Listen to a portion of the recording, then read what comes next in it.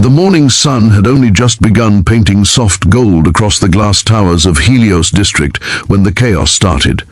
A runaway construction drone, its navigation system suddenly misfiring, barreled toward the crowded sidewalk.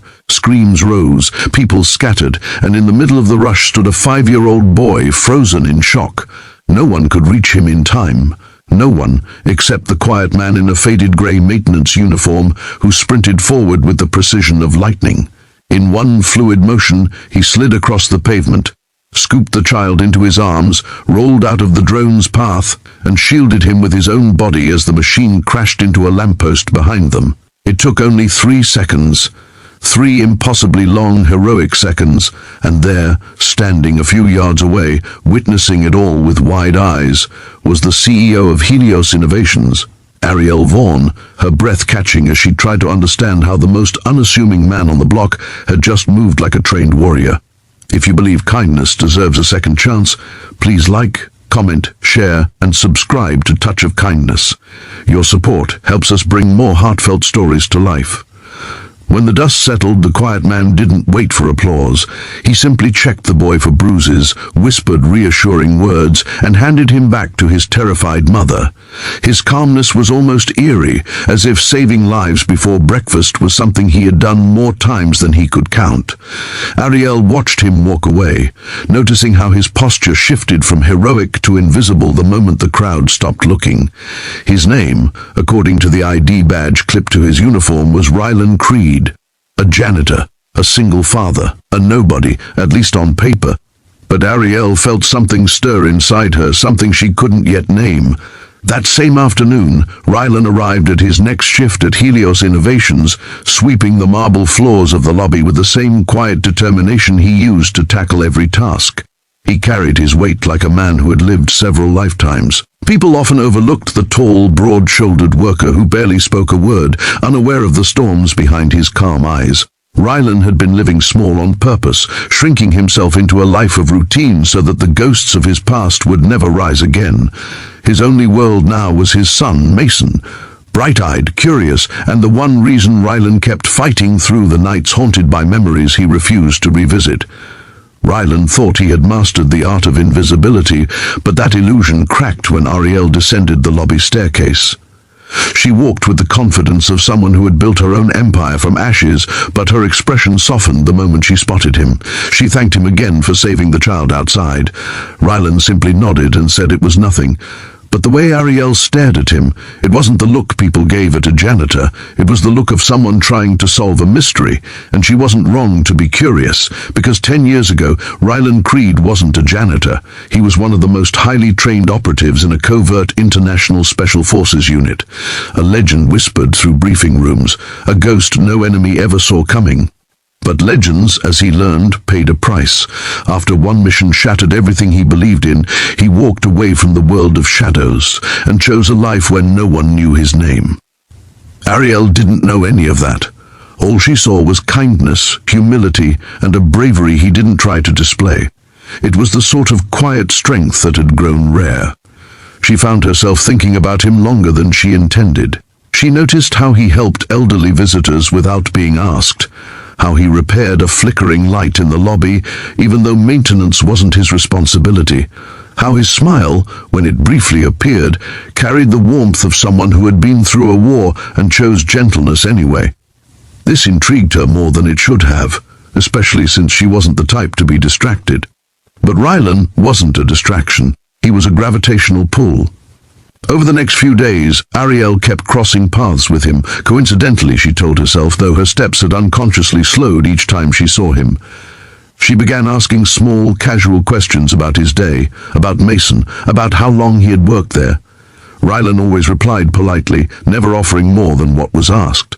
But Ariel could sense something behind his eyes, a locked door, closed for years, and she wanted to understand why. Their dynamic shifted the day she visited the company's rooftop greenhouse, a hidden gem she often retreated to for clarity. She was surprised to find Rylan there repairing a broken irrigation valve. Sunlight filtered through the glass ceiling, casting soft patterns across his features. He looked different in this light, almost vulnerable. Ariel approached and made a gentle comment about how he seemed to fix everything. For the first time, Rylan laughed, a quiet but genuine sound that disarmed her completely. It was in that moment that something between them silently began. But like all slow-burning connections, it deepened not through grand gestures, but through shared moments that carved their way into the heart. Such moments as when Ariel found Rylan sitting with Mason in the company cafeteria on Bring Your Child Day. Mason had an innocent smile, a dimple on his left cheek, and a habit of gripping his father's sleeve whenever he felt shy. Ariel joined them briefly, offering Mason a chocolate muffin and watching Rylan soften in ways she had never seen. There was tenderness in him, a gentleness she didn't expect from a man built like a fortress. Ariel left that day with a warmth blooming inside her chest. Still, Rylan tried to maintain distance. He couldn't let himself get attached to anything or anyone. His past had left too many scars etched deep beneath his skin. He couldn't imagine explaining to someone like Ariel the things he had done, the bits of his soul he had left behind on missions no one would ever know about. He viewed himself as damaged at best, dangerous at worst. But Ariel saw something else entirely, a man who had been hurt and chose compassion anyway, a man who carried brokenness with dignity. The turning point came on a late afternoon when Ariel discovered Rylan outside behind the building, kneeling beside a co-worker who had collapsed from exhaustion.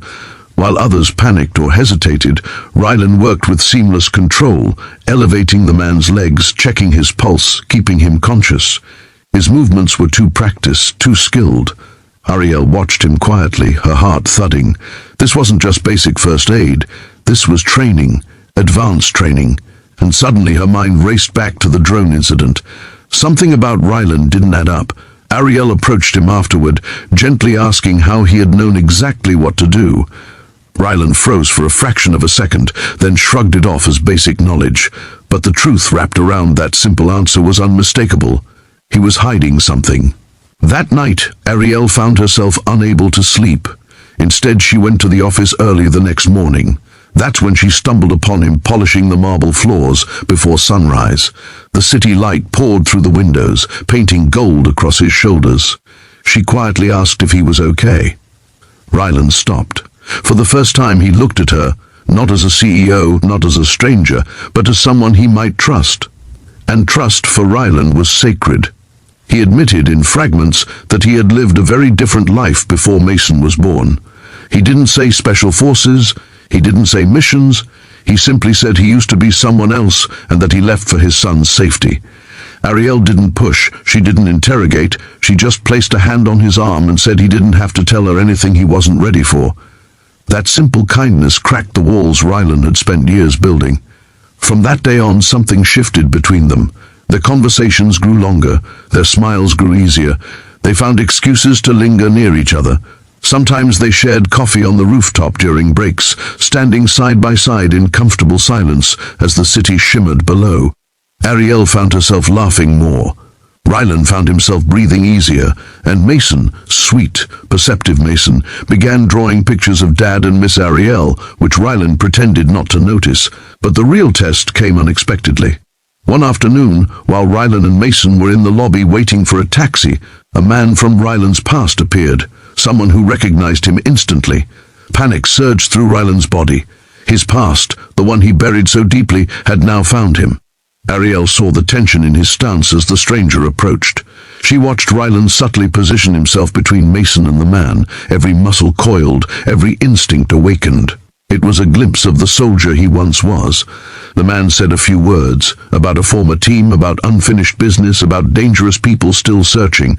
Rylan's jaw tightened. He told the man firmly that life was gone. Mason was his only mission now, and when the man finally left, Ariel stepped forward. She gently placed her hand on Rylan's back, reassuring, not questioning.